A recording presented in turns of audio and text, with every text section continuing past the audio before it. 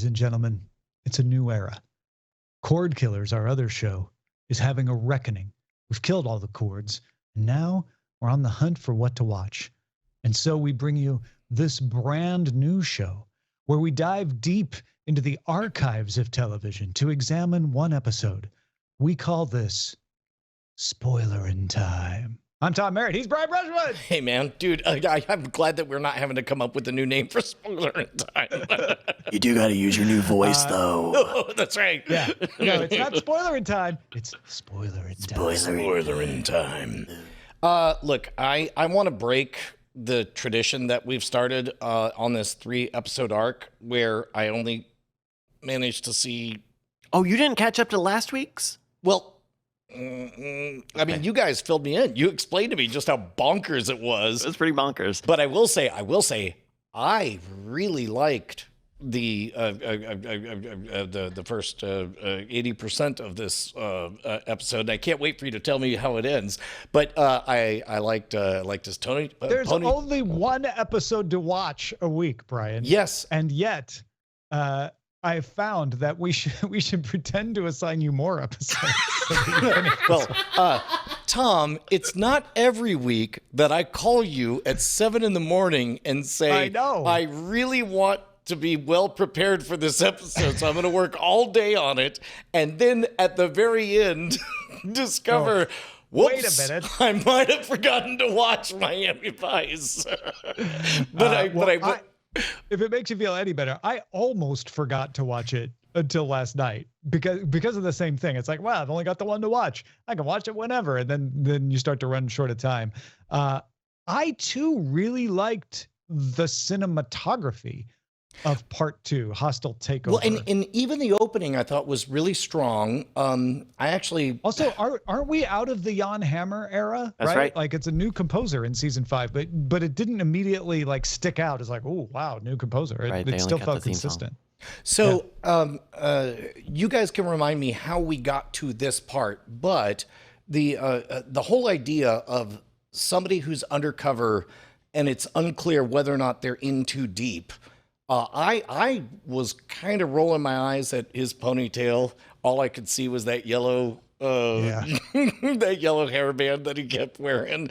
But I believed it, and I believed all the crew back home being like, has he flipped? And I believed when he sees Rico and it's like they're kind of talking in code to each other. It's like, I don't know, it seems to me like you're a cop or whatever. I'm like, where's the wink? Where's the wink? And I didn't get it. But of all things, I don't know if either of you caught it.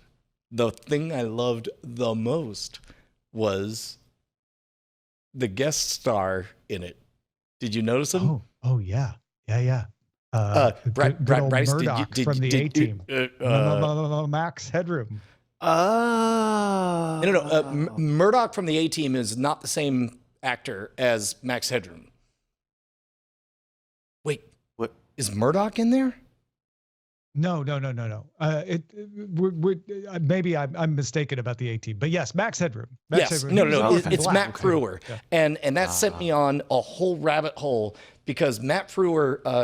I was like, was this after he was known as Max Headroom? And so I went back and I researched. And I'm like, yes, yep, it sure is. This is after he's known as Max Headroom, and he's just playing a creepy, stringy-haired, strung out gangster. My apologies to Barkley from The Next Generation. Yeah, that's what. Yeah. I wouldn't blame you for confusing the two. Yeah. No, but this is Max, and yeah, I recognized that voice immediately as soon as he started to talk. I'm like, that's got to be Max Headroom, right? Weirdly though, IMDb does not list Max Headroom as one of his notable works. When you go to Matthew. Yeah. Well, I Watchmen, wonder. Dawn of the Dead, Hercules, and Honey, I Shrunk the Kids. Those are more popular, though. Wait. Those are more. They don't even list him as an actor on the show in which he appeared as. If you scroll all the way down, he's listed. But in the quick feature. Known for, you'll recognize this guy from these things. It's Watchmen, Dawn of the Dead, Hercules, and Honey, I Shrunk the Kids. None of these are what he should be known for. No. He should be known for the very short-lived vaudeville-style sitcom Doctor. They're all on YouTube. I think it's season 1, episode 5, maybe around the 20-minute mark or whatever. He does, like, the bit is he's just a doctor, but he gets folded into this this like local nightly news thing, and he doesn't care. He doesn't want any of this, and so as a result, he keeps doing these things that are just it's over the top comedy. There's this one moment he's trying to explain whiplash, and so he's like, well, here, let me show you. You take this doll, and he's not doing it on purpose, but Matt Frewer, the actor, is so good at slapstick comedy that he's like, whiplash works like this. Let's say you get hit from behind, and he whips the head back, and the head flies off the doll, and not knowing what to do, being live on air, he leans his head down to the doll and waves his hand and says, so back to you, Mr. News Anchor Man. I'm me. And so, it's so good. But anyway, it was an absolute treat to see all this. And I really believe the tension when we got to the part with Tubbs.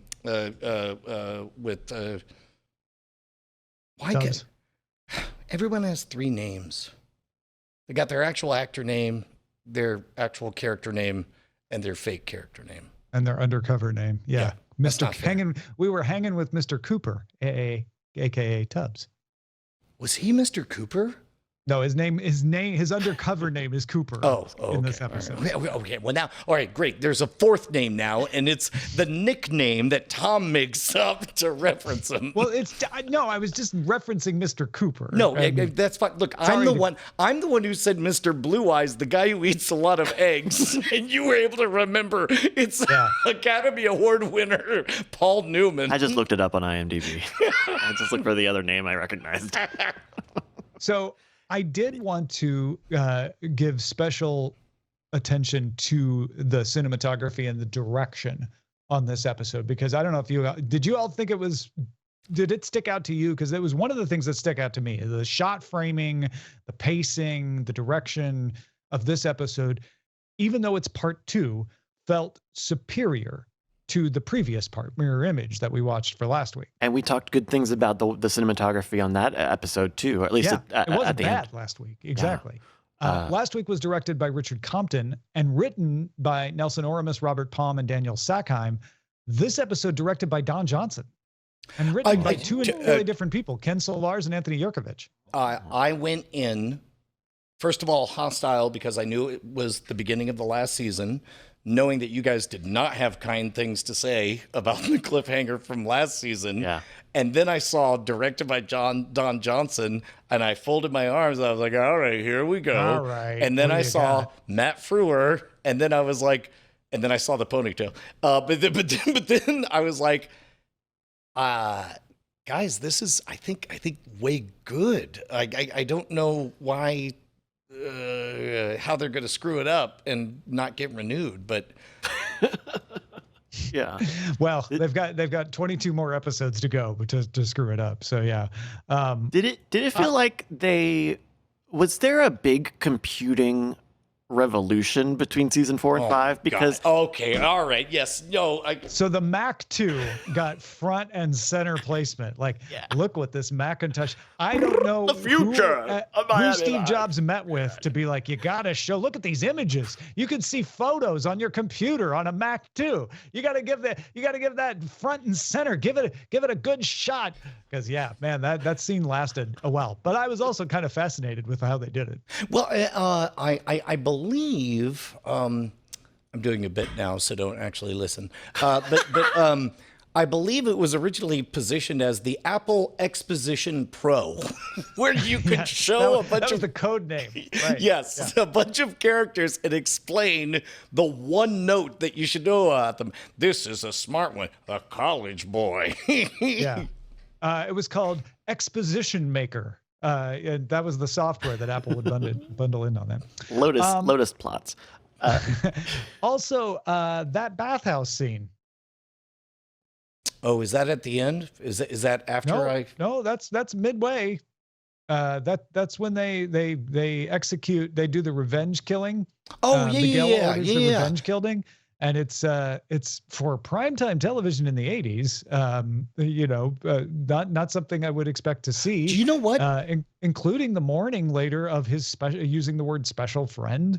I was surprised to see that in a Miami Vice. Do you know what I think happened, Tom? Is I think that we hit the uncanny valley where it was, despite all my expectations, it was good enough that I was in movie watching mode. So as a result, it didn't stick out to you. Yeah. I mean, we've had so many campy episodes of this show that I've just enjoyed, gobbling up all the little morsels of how cheesy this or that is. But you're right. I think I got lured into like, I'm just watching a movie. Yeah, no, I understand. You're a special friend. Yeah, no, I get it. Yeah, right. You wouldn't bat an eye at it in a story now. Mm. Also, this is what the wiki is saying. The introduction of more curse words in Miami Vice this season. Oh, really? We see more bitches and bastards, as they say in the law offices. Okay, so that did not stick out to me. So that's interesting too. Yeah. We're really like desensitized to curse words now. It must have been huge in the 80s. I'm not going to let my kids watch that Miami Vice with their potty mouths. You bastard. Directed by Don Johnson. That's amazing. Apparently his last Miami Vice episode that he directed, he directed 3 more before this. So let's we've watched at least one of those too. Let's talk about the scene where Crockett and Tubbs are kind of just eyeing each other. That was unironically kind of electric for me. Am I alone in that? It was great. I got hung up on the fact that I figured since Sonny had been assigned to shoot Tubbs in the previous episode, and that was a big deal, and the only reason Tubbs survived is because they convinced him to wear the bulletproof jacket. I was like, wouldn't Sonny recognize Cooper as Tubbs?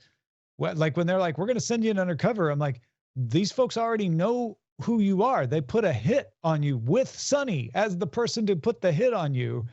Like, how are you expecting not to blow your cover? That kept running through my mind. If you let go of that, and I'm like, maybe he just said shoot the guy going down the alley and he didn't look twice. Well, that kind of undermines the drama of the previous episode, but it makes all the drama better here.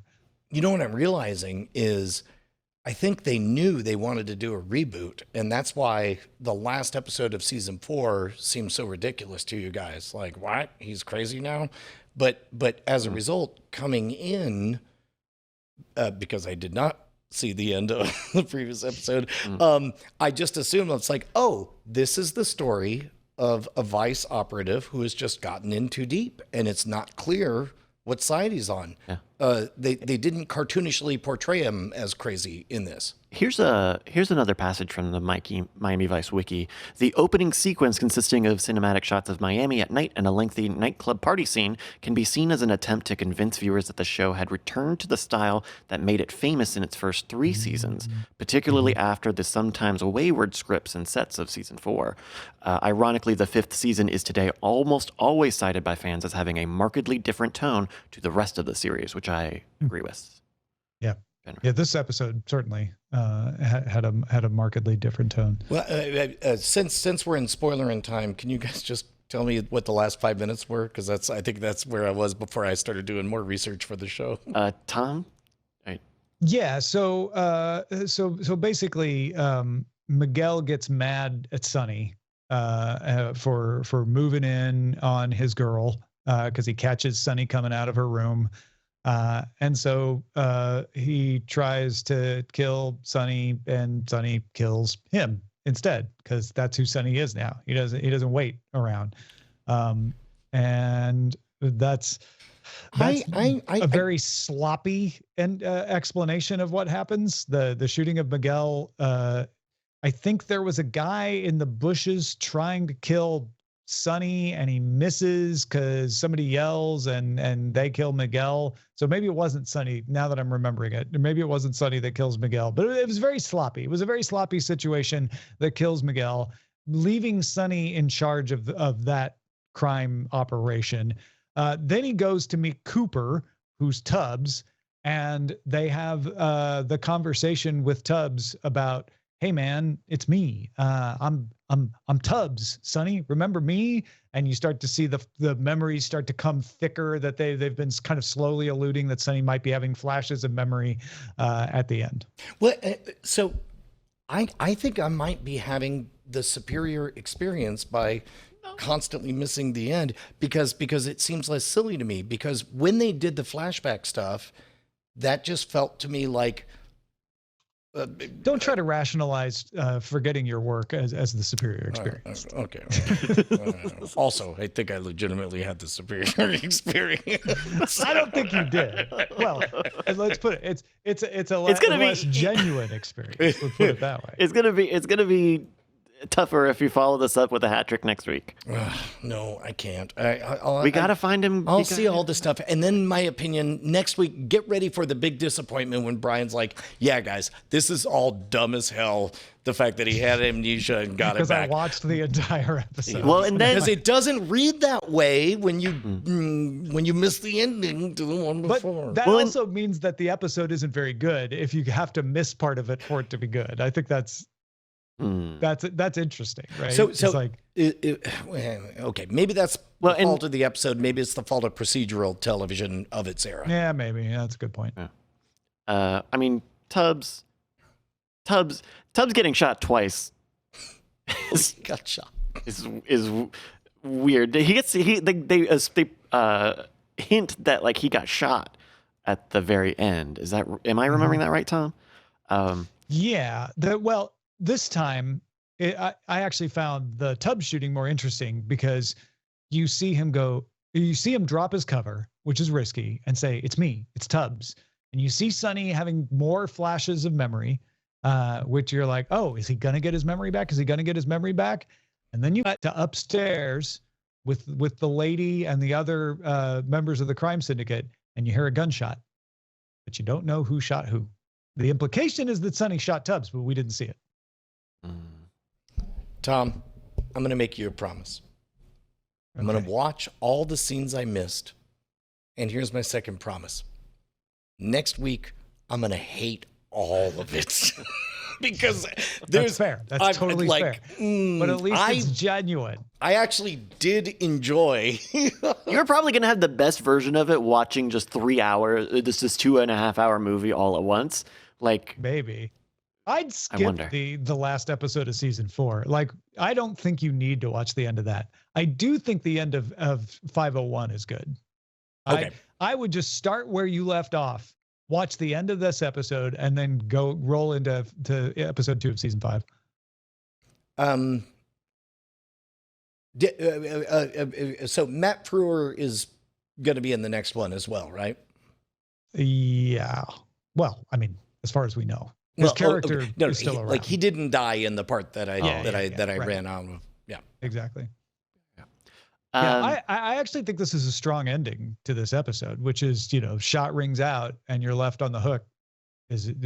Who did the shooting? There's also other folks who've been shooting as sloppy as the one of Miguel was. It's like, it shows like, oh, that other crime family is still out for blood. Maybe it's a sniper again trying to shoot Sonny. Who knows? How do we get Sonny back? How do we get Sonny back in a way we believe and is good? That's the question. Because you can just have his memory come back and he's like, "Oh my God, Tubbs, that shot brought me back. Let's work together to get out of this situation." And then he has to convince that when he shot that cop, he didn't remember who he was, and he's not responsible for his actions, and oh my gosh, and he's going to have a crisis, and makes him a deep, complex character and all that. But I want it to be more than just, oh, my memory suddenly came back. I want something else there.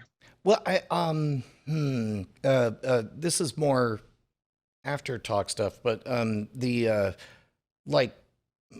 when my brother passed away, the way I explain it to friends, family, and the team is I'm like, I went to sleep for a little bit, but I'm back now. And I would imagine something that simple would be like, I got in too deep, but I'm back now. You know, that kind of thing. Yeah, but what brings it back is where I'm at, right? Which is because I like that, and it being pulled from your own experience is particularly compelling because it's real. But what brings him back? What causes that? It's his kid. They already foreshadowed all that. That's why I found it. That's right. That's why all those images they resounded with me. Is like that's the one thing. He's like, yeah, wasn't there like a kid or something? Like his kid is like, no, your job is to pretend to be somebody else, but you have a real responsibility, boots on the ground, concrete right here, in the form of this child that you are supposed to be raising. And that's going to be what brings him back. All right. I like that. I'll put my money on that as well. All right, folks. Anything else about Hostile Takeover?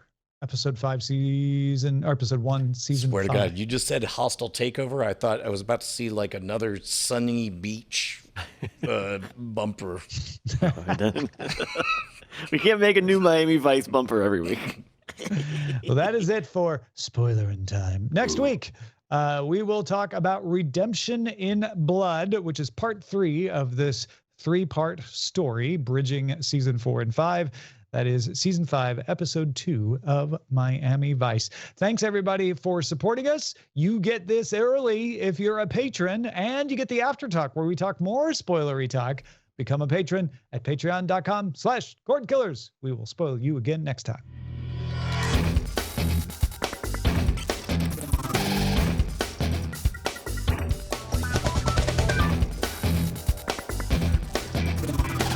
Diamond Club hopes you have enjoyed this program.